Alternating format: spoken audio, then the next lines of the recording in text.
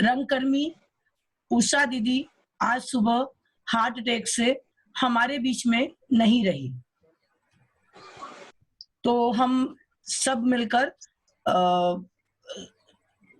मैं तो खैर दुखी हूँ, लेकिन जिन लोगों को नहीं पता है उनको बता दूं कि उषा दीदी ने कोलकाता में हिंदी रंगमंच को परचम पे लेके गए थे और बहुत बोल्ड तरीके से वो अपना रंगकर्म करते हैं और अधिकतर स्त्री विमर्श पे वो बातें करते हैं और बहुत अच्छा व्यक्तित्व और बहुत सौम्य व्यक्तित्व के धनी थे वो। तो मैं उनको श्रद्धांजलि अर्पित करती हूँ और ये सभा शुरू होने से पहले हम उषा दीदी को 1 मिनट के लिए याद करेंगे।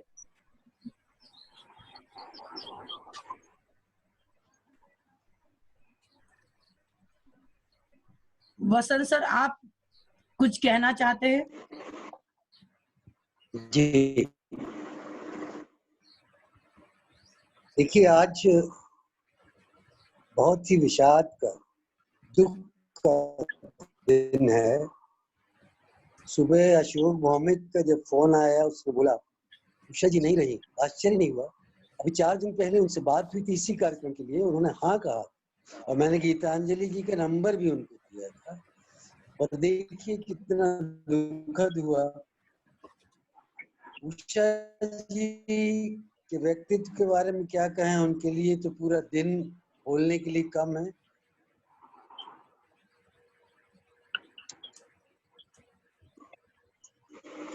गड़बड़ हो गया था। हाँ सर, थोड़ी आवाज में रंगमंच के एक सशक्त हस्ताक्षर थी। उनकी कलकत्ता में रंगकर्मी संस्था थी और रंगकर्म के प्रति निष्ठा ही। हेलो। हाँ सर, आवाज आ रही है। रंगकर्म के प्रति निष्ठा ही उनको वामपंथ की वैचारिक प्रतिबद्धता को निर्वाह करने में मदद की और उन्होंने बहुत सारे नाटक किए जिसमें रुदाली, कोर्ट मार्शल, काशी का 80, ऐसे अनेक नाटक थे जिनका हमने जबलपुर में बहुत सारे शोज कराए थे। और जबलपुर में वो इतनी बार आई कि हमारे एक परिवार की सदस्य थी। उनका एक ही कहना था, जब भी वो आए नाटक के बाद वो रंगकर्मियों से मिलना बहुत पसंद करती थी, उनसे बातचीत करना बहुत पसंद करती थी। अभी कुछ दिन पहले ही उनके पति प्रोफेसर गांगुली का निधन हुआ। उसके बाद आज अचानक वो हमसे विदा ले ली। बहुत दुखद है। इस दुखद घड़ी में हम कुछ कह तो नहीं सकते, लेकिन जैसा कि गीतांजलि ने कहा, शो शुड गो ऑन। ये कार्यक्रम होते रहना चाहिए और ये कार्यक्रम होगा। आज विनय जी के इस सेशन से उनको सच्ची श्रद्धांजलि देंगे और हम उनको याद करेंगे। हम पूरे रंगमंच की दुनिया की ओर से, अपनी ओर से, अपनी संस्था की ओर से उन्हें श्रद्धांजलि अर्पित करते हैं। धन्यवाद। हमारे बीच में विनय सर है जो आज थिएटर की क्लास में उनका सब्जेक्ट रहेगा रंगमंच पर विन्यास और विन्यासकर्ता की भूमिका। इसके ऊपर आप सर से बहुत गहरे से रंगों का संयोजन, रंगों का चयन और काल के अनुसार रंगों का महत्व, इसके ऊपर आप सर से सुनेंगे। सर रंगों के साथ खेलते हैं। मैं बहुत करीब से उनको जानती हूँ। बहुत बहुत सौम्य व्यक्तित्व की धनी है। तो सर हमारी पूरे क्लास की तरफ से आपका स्वागत है। शुक्रिया गीतांजलि। मैं उषा गांगुली जी को सलाम कह के अपनी बात शुरू करता हूँ। दरअसल एक गजल का एक शेर है कि रंग बातें करें और बात में खुशबू आए। रंग बातें करें और बात में खुशबू आए, दर्द फूलों की तरह महके अगर तू आए। तो एक महक हमारे बीच से चली गई, लेकिन हम जिस रंग की बात आज करने जा रहे हैं वो इन युवा रंगकर्मियों के लिए एक ऐसी नफासत है, एक ऐसी बात है जो ये लाइन है कि रंग बातें करें और बात में खुशबू आए। क्योंकि जब हम थिएटर करते हैं, जब हमारा रंगमंच का जब पर्दा खुलता है तो सामने सबसे पहले हमारे कुछ रंग होते हैं। जो हमारा दर्शक होता है वो सेट पर हमारे सबसे पहले रंग देखता है। रंग में अगर कोई सूत्रधार है या कोई एक्टर है जो मंच पर पहले से विराजमान है या खड़ा है या स्थापित है, उस और चूंकि रंग भाषा ही है रंग कर्म, नाम ही दिया रंग कर्म, तो ये तमाम रंगों का एक मिला जुला रूप है। और मेरा अपना जो अनुभव है उस अनुभव के हिसाब से मैं जिस तरह से जिन लोगों के साथ काम किया हूँ, तो मैं इन युवा प्रशिक्षु रंगकर्मियों से जहाँ से बात शुरू करूंगा वहां से ये करूंगा कि आप जब रंग कर्म की दुनिया में आते हैं और जब आप थिएटर में पहला कदम रखते हैं, तो मुझे जहाँ तक मेरा अनुभव है प्री मेच्योर थिएटर्स के लिए जहाँ तक बात कर रहा हूँ, और आप मेच्योर दुनिया में जाने वाले हैं, यहाँ पर भाषा के तौर पर रंग या आर्ट को लेके उतनी ज्यादा बातचीत नहीं होती है। यहाँ पर मुख्यतः बात होती है केवल कि हम सेट पर खड़े होते हैं, हम स्क्रिप्ट पर रीडिंग करते हैं, हम रीडिंग पर बात करते हैं, बात करने के बाद हम ब्लॉगिंग करते हैं, ब्लॉगिंग करने के बाद हम उस पर रिहर्स करते हैं, और अंत में हम लाइट पर थोड़ा काम करते हैं। हम किसी भी व्यक्ति को दे देते हैं कि तुम्हें सेट करना है, तुम्हें कॉस्ट्यूम करना है ना, ये हम बांट देते हैं। अक्सर आता है ना ब्रोशर के अंदर कि कॉस्ट्यूम इन्होंने किया, सेट इन्होंने किया, जबकि शायद उन आर्टिस्टों को ये मालूम भी नहीं होता है कि हमें सेट में करना क्या है। अमूमन जो डायरेक्टर्स होते हैं उनकी जो परिकल्पना होती है, उनकी परिकल्पना में भी ये चीजें गौण रहती है, खासकर इमेच्योर थिएटर के अंदर ये चीज है। और इसकी वजह ये है कि हमने कभी भी इस भाषा की जो समिष्ट है, इस भाषा का जो काम है, उसे जो रंग कर्म का दर्जा दिया गया है, रंग कहा गया है, उस रंग की परिभाषा को हमने पूरी तरह से आत्मसात नहीं किया। मैं शुरुआत यहाँ से करूंगा, अपना ही उदाहरण देता हूँ, वहां से शुरुआत शायद समझ में आए। विभा रानी का एक नाटक है तीर पराई जी। जब ये नाटक शुरू हुआ तो नाटक के डायरेक्टर जो है वो प्रगति विवेक पांडे है, और इसके सूत्रधार अरुण पांडे ने ये स्क्रिप्ट विभा रानी से प्राप्त की और इस पर काम शुरू किया। तो ये बड़ा कॉन्ट्रोडिक्टरी भाषा है, एक बड़ा अजीब तरह का समुच्चय बनता है कि जब एक डायरेक्टर ने मुझसे इस बारे में कोई बात नहीं की, जो इसको डायरेक्ट कर रहे थे, मुझे रंगमंडल के निदेशक और बड़े डायरेक्टर ने ये मुझको कहा कि ये इस पर तुम्हें यार मेरा सोचना ऐसा है कि यहाँ पर एक मुझे पेड़ चाहिए, यहाँ पर एक झूला चाहिए बच्चे का झूलने वाला, ये दो चीजें मुझे चाहिए, अब इसे कैसे करते हैं जरा तुम करके दिखाओ। मैंने कोई ड्राइंग्स किए, कोशिश की मैंने बहुत के लोगों से बात करूं, लेकिन लोगों से बात नहीं हुई।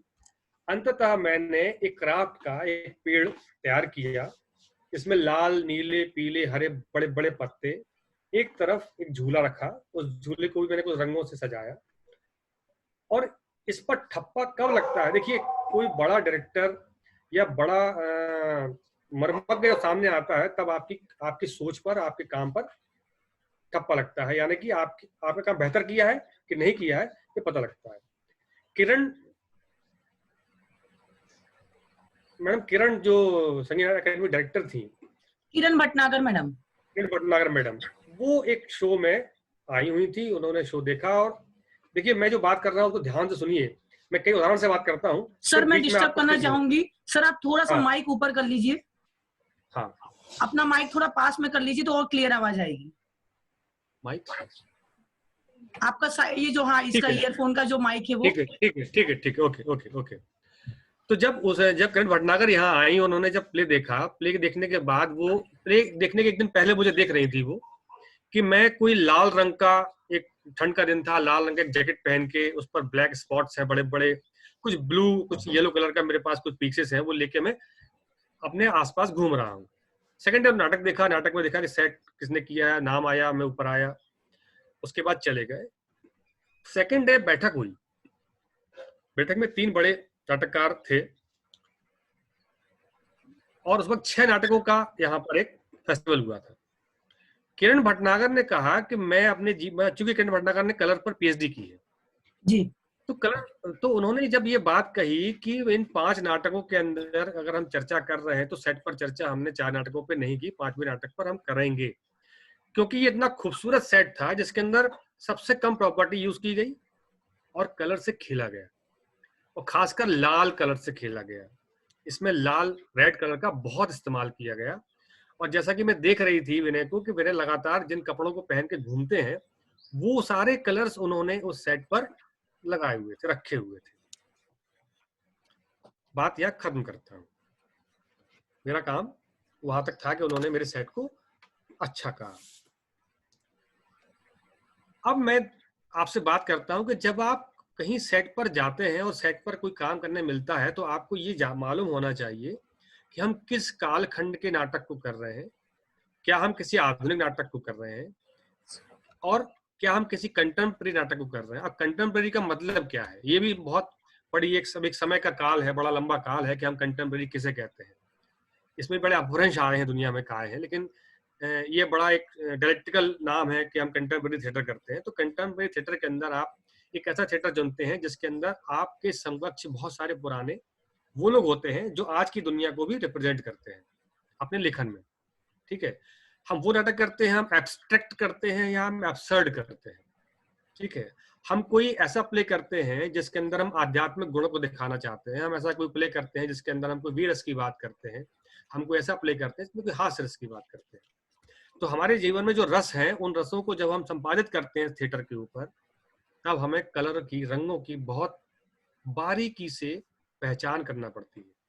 अमूमन ये होता है कि कुछ डायरेक्टर ऐसे हैं, खासकर एमेच्योर थिएटर के अंदर, कि उनके कुछ पसंदीदा कलर्स होते हैं जो पहनते भी हैं, इस्तेमाल भी करते हैं, और उन्हीं का इस्तेमाल वो थिएटर में करते हैं, जबकि ये उनकी अपनी व्यक्तिगत कलर की चॉइस होती है। ये रंग भाषा की चॉइस नहीं होती। रंग भाषा की चॉइस अपने गुण के हिसाब से, अपने संवाद के हिसाब से और आपकी स्क्रिप्ट के अनुसार तय किए जाते हैं। अमूमन आपके साइकोड्रामा में ब्लैक कर्टन होता है, आपकी विंग्स ब्लैक होती हैं, आपकी जो बेसिक लाइट है, टंगस्टन लाइट जिसे बोलते हैं, वो येलो होती है, और हम पूरा थिएटर जो है येलो लाइट में ही करते हैं। ठीक है, हम व्हाइट लाइट का इस्तेमाल नहीं कर सकते, क्योंकि व्हाइट लाइट जैसे ही हम इस्तेमाल करते हैं तो हमारे कलर की डेप्थ जो होती है स्टेज खत्म हो जाती है।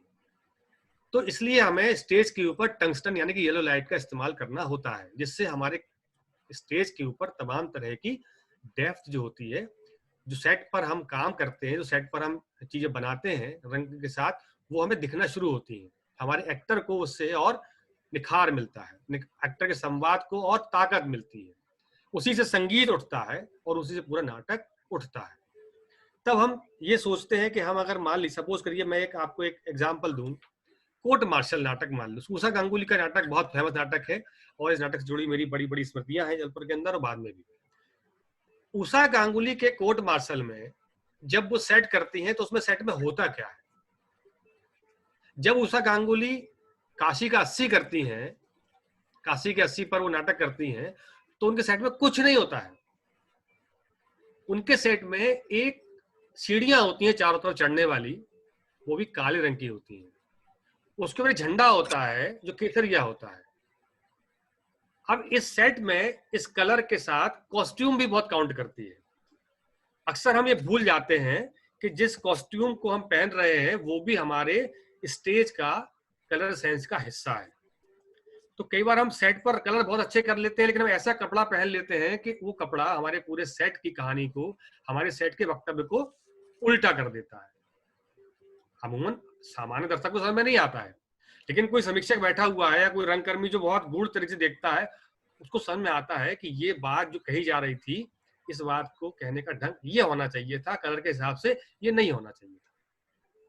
मसलन आप जरूर देखें, एक प्ले है अंडोरा, ये अलग जी का नाटक है, और एक नाटक जरूर देखें सेट की दृष्टि से, अर्थदोष, जो अनूप जोशी बंटी का है। आप ये दो नाटक जरूर देखें, क्योंकि ये दो नाटक, मैं दावे से कह सकता हूं कि ये दो नाटक रंगकर्म की दुनिया में सेट में कलर के लिए बहुत महत्वपूर्ण नाटक है। अर्थदोष नाटक में मैं चूंकि अपनी बात ऐसे उदाहरण से करता हूं, अर्थदोष नाटक एक पुरानी कहानी है। उस कहानी के अंदर अनूप जोशी बंटी ही सेट करते हैं, अनूप जोशी बंटी डायरेक्ट करते हैं, अनूप जोशी बंटी ही कॉस्ट्यूम करते हैं। इतना अद्भुत नाटक में इतना अद्भुत सेट और कलर का इस्तेमाल मैंने इसके पहले सिर्फ और सिर्फ देखा है रतन श्याम जी के नाटक में। वो blue, white, black, yellow, green के इस्तेमाल में जब घुसते हैं तो कहानी के एक एक कैरेक्टर पर वो रंग प्रसारित होते हैं, संपादित होते हैं, और संपादित होकर जब आप उसको पढ़ते हैं, जब आप देखते हैं, तो आपको उस भाषा का पूरा आनंद मिलता है। अनूप जोशी बंटी जिस कहानी की बात कर रहा हूँ अर्थदोष की, उसके अंदर वो पीछे कुंडे में एक हल्का सा व्हाइट टॉवेल और एक रेड कलर का कपड़ा लगाते हैं, और उनकी जो एक्ट्रेस हैं वो ब्लू कलर का गाउन पहनती हैं। हम जाहिर है कि जो नाटक विदेशी है, इसलिए उसके अंदर जो हीरो हैं वो सूट पहनते हैं ब्लैक, या कोई गाउन पहनते हैं। अब ये पूरी लाइट, टंगस्टन लाइट जब ये करते हैं, इस्तेमाल करते हैं, तो जो रेड कलर का इस्तेमाल इन्होंने किया है वो आप मान लीजिए, अगर आप थोड़ा कोशिश करिए कि आप घर की छत पे खड़े हो जाइए घूमने, छत पे खड़े होकर देखिए कि आपको ग्रीन रंग बहुत ज्यादा दिखेगा, और उस ग्रीन रंग के बीच में, हरे रंग के बीच में कहीं एक लाल रंग का झंडा दिखेगा। अब आप देखिए कि मात्रा में हरा रंग बहुत ज्यादा है और लाल रंग छोटा सा है, लेकिन वो लाल रंग पूरे हरे पे हावी है। इसका मतलब ये है कि जब हम रंग की सामान्य भाषा में आते हैं तो हम 4 रंगों का इस्तेमाल करते हैं, लाल, नीला, पीला, हरा। आप जानते हैं कि ये बेसिक कलर्स हैं। अब इन रंगों के साथ जब हम इन रंगों के सामने जब आते हैं तो हमको ये फ्लैट दिखते हैं, ये तीखे दिखते हैं, चटक दिखते हैं। इनका इस्तेमाल हम सीधे करने, जो लोग इसका इस्तेमाल सीधे करते हैं वो बहुत ताकतवर होते हैं, लेकिन जो इसके पर्सपेक्टिव को बढ़ाना जानते हैं, इसके वॉश को जोड़ना जानते हैं, इसमें घुलना मिलना चाहते हैं, वो इसके सेकेंडरी फॉर्म में जाते हैं, यानी लाल और पीले को मिला के नारंगी बनाते हैं, ठीक है, नीले और हरे को मिला के वो एक नया कलर बनाते हैं, ग्रीन और येलो को मिला के वो एक नया कलर बनाते हैं। इस तरह से तमाम तरह के वॉश इफेक्ट्स हम अपने स्टेज पर खड़ा करते हैं, और इसी में हम अपने कॉस्ट्यूम के रंग चुनते हैं। और इन रंगों में अगर आप वास्तविकता को देखें तो अंडोरा जो प्ले है वो पूरा व्हाइट सेट है। सैनिकों के कपड़े हैं जो हरे रंग के होते हैं, स्त्रियां जो गाउन पहनती हैं वो ग्रे और व्हाइट है, ग्रे और ब्लैक है, और पीछे से अचानक से एक मैरी मरियम का जो स्टेचू निकलता है वो वैसे ही है जैसा लाइट ब्लू होता है। और इस येलो लाइट के अंदर आप आंखें बंद करके इस बात को सुनिए केवल कि जब आप इस व्हाइट प्ले में, व्हाइट बैकग्राउंड में खड़े होते हैं और आपके सामने ब्लैक और ग्रे अद्भुत कॉम्बिनेशन के साथ ये आदमी, ये डायरेक्टर अपने सेट पर सामने लाता है कलर को। और ये सबसे खूबसूरत बात एक है कि ये आपकी अपनी एक चिंतन शैली, आपकी एक स्वप्न प्रक्रिया है कि आप अपने रंग कर्म में अपनी कहानी को किस रंग में देखते हैं। और ये बिल्कुल जरूरी नहीं है कि आप वीर रस की कहानी कोई कर रहे हो उसके अंदर आप लाल ही दिखाएं, या खून किसी का हुआ है तो आप लाल ही दिखाएं, ये कतई जरूरी नहीं है। ये जरूरी इस बात से होता है, ये इस बात से तय होता है कि आप इस कहानी के मार्फत जो नाटक कर रहे हैं उसमें रंग के माध्यम से कहना क्या चाहते हैं। अगर मैं किसी ऐसे ड्रामा का सेट करूंगा या इसमें कलर कॉम्बिनेशन में लाऊंगा, सेट करूंगा जहां पर एक कत्ल होता है, तो मैं उसमें रेड नहीं दिखाऊंगा, मैं वहां पिंक कलर जरूर दिखाऊंगा, क्योंकि ये मैं इसके पर्सपेक्टिव को बदलूंगा। मैं उस कहानी के चरित्र को देखकर कि कत्ल हुआ क्यों है, कत्ल किस लिए किया गया है और किसने किया है, इस बात पर मैं लाल या पिंक कलर का इस्तेमाल करूंगा। अगर मेरे सामने कोई जो नौजवान लड़की है और वो प्रेम में है ना, आपने एक नाटक किया था जो शाकुंतलम शायद कालिदास का, जी, है ना, तो उस नाटक के अंदर अगर सेट की बात आती है तो मैंने कई जगह देखा है कि उस नाटक के अंदर एक हरा भरा माहौल है, एक उष्णता के बीच में, एक गर्मी के बीच में, एक अजीब माहौल के बीच में, एक द्रोही माहौल के बीच में भी एक प्रेम है। मैंने उन सारे नाटकों में जो भी देखे, मैंने उन सारे नाटकों में उस प्रेम का रंग मुझे नहीं दिखा, उजाड़ दिखा मुझे, जबकि वो आषाढ़ का एक दिन है। तो क्या आषाढ़ सिर्फ एक ही नजर से देखा जा सकता है? आषाढ़ की कई कहानियां हैं, आषाढ़ के कई रंग हैं, आषाढ़ के कई मुहावरे हैं। तो जब भी हम थिएटर करते हैं तो हमारी कोशिश ये हो कि हम रंगों की भाषा को समझने के लिए उस कहानी को कई बार पढ़ें, समझें, और कहानी क्या कहना जा रही है और आप क्या कहना चाह रहे हैं। क्योंकि आप अगर डायरेक्टर हैं तो आप कहानी को अपनी तरह से संपादित करेंगे, आप कई चीज घटाएंगे, कई चीज बढ़ाएंगे, तो आप उस कहानी के मार्फत से कुछ कहना चाहते हैं। लेखक ने जो कहानी कही है वो खत्म हो गई लेखक के लिखने के बाद, आप जब वो स्क्रिप्ट उठाते हैं तो वो कहानी आपकी होती है और आप उसमें काट छाट करते हैं और अपनी कहानी कहते हैं। तो अपनी कहानी कहने के लिए आपको अपने रंग भी तलाशने हैं। आप कोशिश करिए कि आप जिस शहर में रहते हैं, आप जिस प्रदेश से हैं, आप जिस मोहल्ले से हैं, वहां की बोली भाषा किस रंग में होती है। अगर आप ग्वालियर में हैं तो ग्वालियर के अपने रंग हैं, और कोई भी रंग कर्म, पेंटिंग, म्यूजिक, राइटिंग जब अपने लोग को पहचान लेती है तभी वो सार्वभौमिक होती है। ये बात मैं हमेशा और हर जगह कहता हूं कि अगर ग्वालियर के रंग कर्म में ग्वालियर के रंग की खुशबू नहीं है, ग्वालियर के रंग कर्म में ग्वालियर के सेट के डिजाइन में उसका पुट नहीं है, तो हम कहीं कहीं कुछ खो देते हैं। और ये हमारी नैसर्गिक जरूरत है। हम एक झोपड़ी बनाते हैं अपने सेट में, लेकिन हमारी झोपड़ी वो एक ऐसा अमूर्त फॉर्म बन जाती है, लेकिन वो हम ये नहीं कह सकते कि हम ये केरल से लेकर आए। हमने फॉर्म केरल से उठाया है, हमने फॉर्म पंजाब से लिया है, चंबल से लिया, हम ये नहीं कह पाते। तो आप जब कोई फॉर्म उठाते हैं तो आप उस फॉर्म को किसी प्रदेश, किसी देश, किसी काल, किसी समय से उठाते हैं, तो उसी समय के साथ रंग भी चलते हैं। आज के समय में जब हम इस पीरियड में बात कर रहे हैं, कोरोना काल चल रहा है, इस समय में अगर हम रंग की बात करें तो कौन सा रंग हम स्टेज, मान लीजिए हम स्टेज पर हैं और हम एक ड्रामा कर रहे हैं, तो हम इस विषय को लेकर ड्रामा कर रहे हैं तो हम अपनी दृष्टि से इसके पॉजिटिव को दिखाना चाहते हैं कि इसके नेगेटिव को दिखाना चाहते हैं। इन दोनों जगह पर हमारे रंग अलग अलग हैं। हमारा काम अभी इस वक्त ये है कि हम अपने काम से इस माहौल को उत्साहित करें, लोगों के अंदर जिंदगी लाएं, उनकी निराशा को खत्म करें। तो मेरे ख्याल में यहाँ पर जो रंग लगने वाले होंगे, पीले होंगे, नीले होंगे, मजेंटा होंगे, है ना, माओ कलर्स होगा, ग्रीन के तमाम सारे शेड्स होंगे, और सबसे खूबसूरत बात, खून भी होगा वहां पर जो हमारे अंदर है।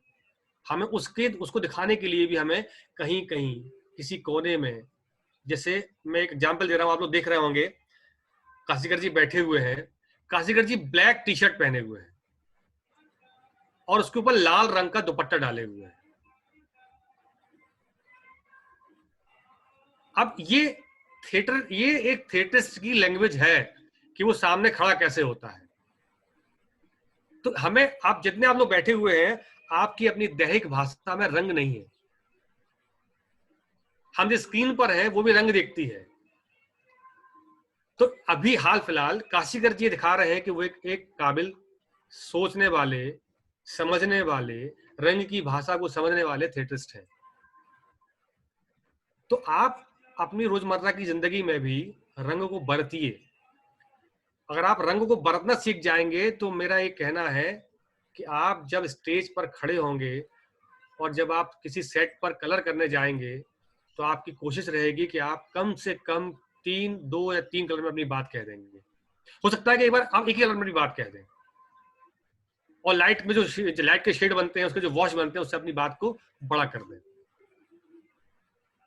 है ना। रंग की अपनी भाषा के अंदर बहुत सिंपल है कि हरे रंग को हमेशा उमंग के रूप में, हरियाली के रूप में, जो नौजवानी के रूप में इस्तेमाल करते हैं, ठीक है। लाल रंग को गुस्से के लिए इस्तेमाल करते हैं या परिवर्तन के लिए इस्तेमाल करते हैं। ब्लू कलर को शांति के लिए, सौहार्द के लिए इस्तेमाल करते हैं। सफेद रंग अक्सर अवॉइड करना चाहिए, क्योंकि सफेद रंग को हम इस्तेमाल करते हैं। मैंने एक नाटक देखा था, तो नाटक को देखने में बहुत डर लग गया मेरे को, मैं उठ के चला गया बाहर, क्योंकि 15 मिनट से ज्यादा नाटक देख ही नहीं पाए। उसके अंदर हैवी रेड और हैवी व्हाइट। अब आप सोचिए कि इतनी हैवी, इतनी लाइट, आप येलो लाइट के अंदर काम कर रहे हैं, आपके सामने ब्लैक, पीछे ब्लैक साइकोरामा है, विंग्स ब्लैक हैं, और उसमें परसेंटेज माने तो 90% व्हाइट, 10% रेड वैसे ही वार्म होता है, व्हाइट ज्यादा दिखता है। उस कैरेक्टर का नाटक जो था, उसके सेट का पूरा खत्म हो गया, क्योंकि सुनने वाला, देखने वाला देख ही नहीं पा रहा था। वो उसको बीच में रोक रहा था, सेट चुभ रहा था आंखों में। तो कई बार हमें ख्याल रखना चाहिए कि हमारे दर्शक को हमारे रंग चुभ तो नहीं रहे, हमारे रंग की व्यवहारिक भाषा जो है वो चुभ तो नहीं रही। इसमें जितने बड़े डायरेक्टर्स हैं, ये बड़े चुनाव करते हैं, ये बहुत धैर्य से देखते हैं रंग को।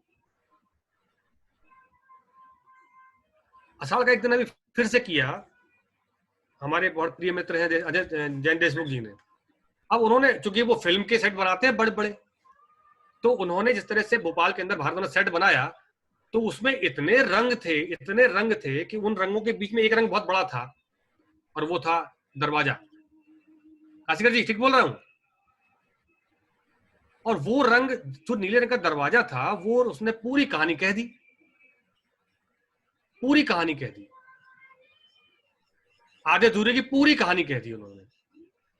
तो आप चुनाव में, मेरा ये कहना भी है कि आप इतनी जो पढ़ाई कर रहे हैं उसके अंदर आप रंग पर भी पढ़ाई करें।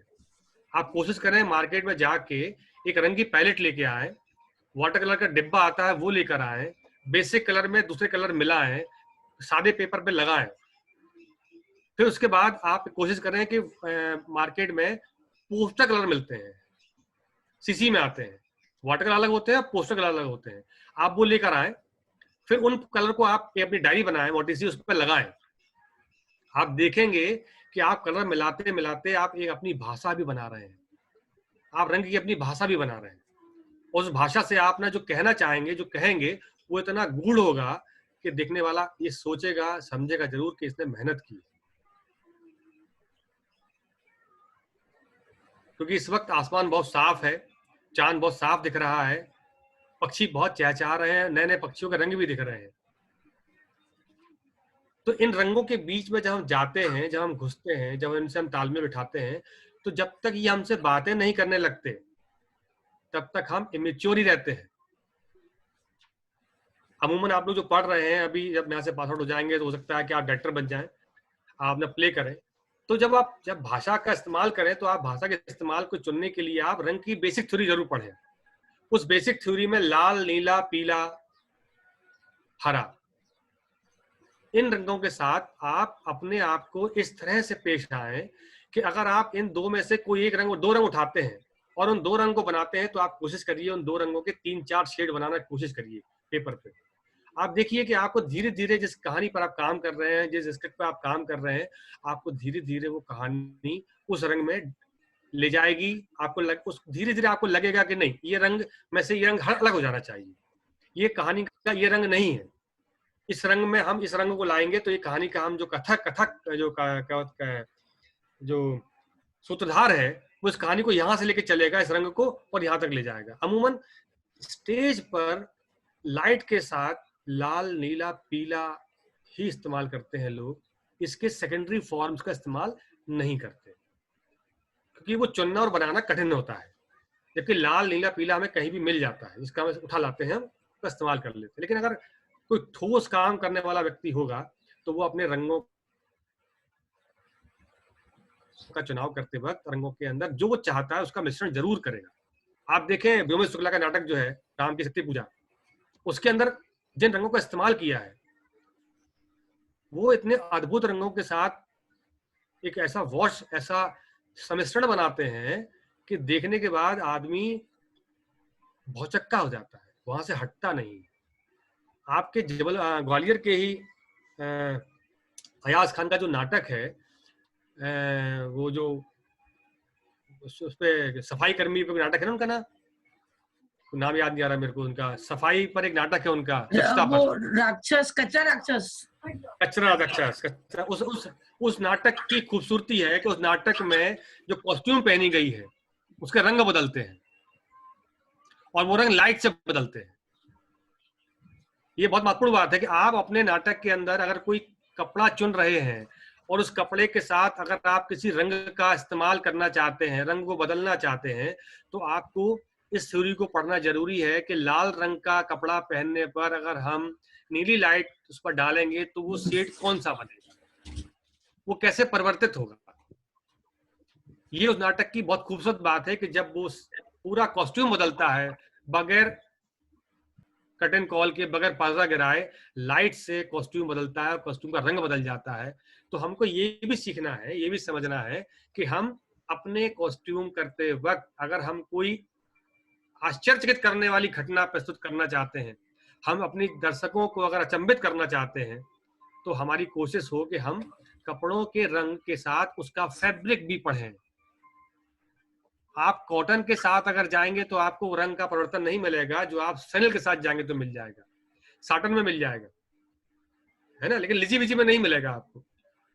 तो आप ये चुनाव करते वक्त याद रखें कि हमें रंग कर्म करते वक्त रंग के चुनाव के साथ हमें अपने कपड़ों के चुनाव में फैब्रिक का भी इस्तेमाल करना है, जिसके कारण हम स्टेज पर अपने रंग को बदलते हुए शेड्स में दिखा सकते हैं, हम बगैर किसी रुकावट के, जो हमारे सेट की बहुत बड़ी जरूरत होती है।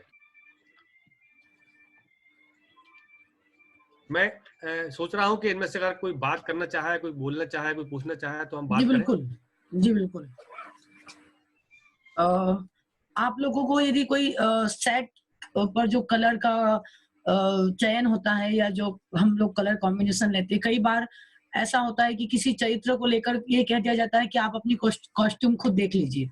तब हम कंफ्यूज हो जाते हैं कि यार बोल तो दिया, लेकिन अब मैं यदि 60 साल का हूँ तो मुझे क्या ब्राइट कलर लेना चाहिए या सफेद कलर के साथ ही खेलना चाहिए?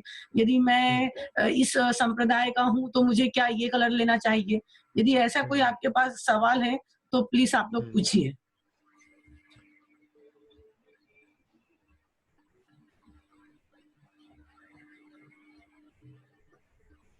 नमस्ते सर। हाँ सर मेरा नाम ऋषभ है और मेरा एक सवाल है आपसे।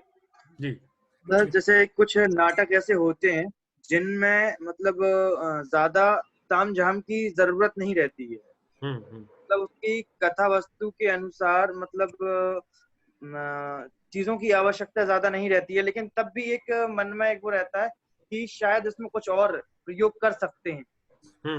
लेकिन अगर हम करते भी हैं तो बाद में फिर ये रहता है कि इसका क्या मतलब है, क्यों, इसका क्या कारण है, ये चीज अभी मन में आती है। तो मतलब वो हम और क्या कर सकते हैं? जैसे कि आपने विजय तेंदुलकर का एक प्ले पढ़ा होगा, वो फुटपाथ। तो उसमें हम ज्यादा से ज्यादा कितनी लाइट दे सकते हैं? उसमें एक स्ट्रीट लाइट बताइए जो हम सिर्फ येलो कलर से उसे फिल कर सकते हैं। लेकिन फिर उससे और देखते हैं तो लगता है कि और कुछ कर सकते हैं, और कुछ कर सकते हैं, लेकिन फिर मतलब नहीं पता चलता बाद में उसका, उसी में कंफ्यूज हो जाते हैं सर। तो वो कंफ्यूजन उसमें से निकल नहीं पाते। तो ऐसा कुछ बताइए कि मतलब ये इन चीजों से निकला जाए। देखो क्या होता है कि जैसे आपने जिस नाटक की फुटपाथ की बात की ना, उसमें एक स्ट्रीट लाइट है, ठीक है, अमूमन स्ट्रीट येलो ही है ना, और अगर आजकल व्हाइट आ गई है लेकिन हम इस्तेमाल येलो ही करेंगे। अब हम white light sorry yellow light इस्तेमाल जब करेंगे तो हमें अपनी रचनाशीलता में कुछ कल्पनाशीलता भी जोड़ना पड़ेगी। जैसे कि आपका पात्र किस कहाँ बैठ रहा है, आपने ब्लॉक कहाँ किया है, कहाँ से संवाद बोल रहा है, कौन सा संवाद बोल रहा है, वो क्या किसी चेयर पे बैठा है, किसी टेबल पे बैठा है, जमीन पे बैठा है, कहाँ बैठा है। इसके साथ साथ आपको ये भी देखना पड़ेगा कि वो रोड पे है, फुटपाथ पे है, तो फुटपाथ में बहुत सारी चीजें होती है ना। आप डिटेल में कितना जा सकते हैं? डिटेल में अब फुटपाथ पे कहीं टायर भी पड़ा हो सकता है, चप्पलें भी पड़ी हो सकती है, गंदगी भी हो सकती है, कचरा भी हो सकता है, डब्बा भी हो सकता है, ड्रम भी हो सकता है किसी आर्टिस्ट की पेंटिंग पड़ी हो सकता है कि कोई कॉस्ट्यूम पड़ी हो किसी नाटक की। इट्स डिपेंड कि आप अपने नाटक को कहने के लिए, जो नाटक फुटपाथ है उसको आप किस तरह से कहना चाह रहे हैं, उसके कथ्य को आप किस तरह से कहना चाह रहे हैं, उसी के हिसाब से इन सारी प्रॉपर्टीज में से किसी एक प्रॉपर्टी का इस्तेमाल कर सकते हैं। दूसरी बात, अमूमन ये जो क्वेश्चंस आते हैं ना कि आपने नाटक में ऐसा क्यों किया जी, है ना, यही बात कर रहे हैं, कंफ्यूज हो जाते हैं आप कि हमसे कोई पूछेगा हम करेंगे कैसे।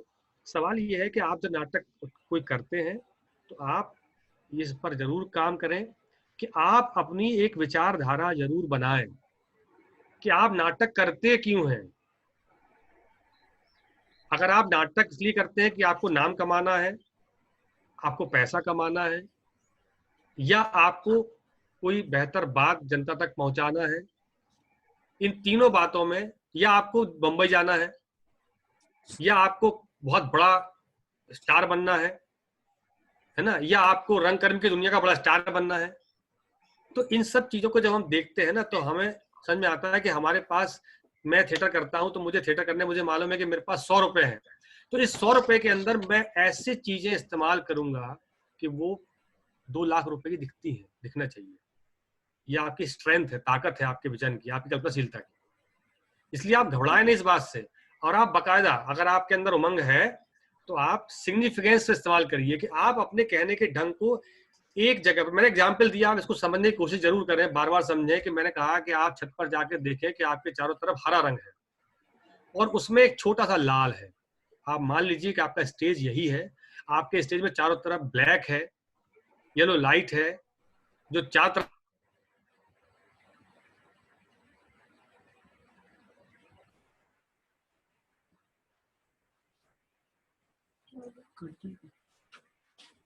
उसके बीच में कहीं एक नीला, हल्का सा पीला, इनमें से एक या सब, ये आपकी रचनाशीलता के बाद ही डेवलप होता है। इसमें कोई व्यक्ति ये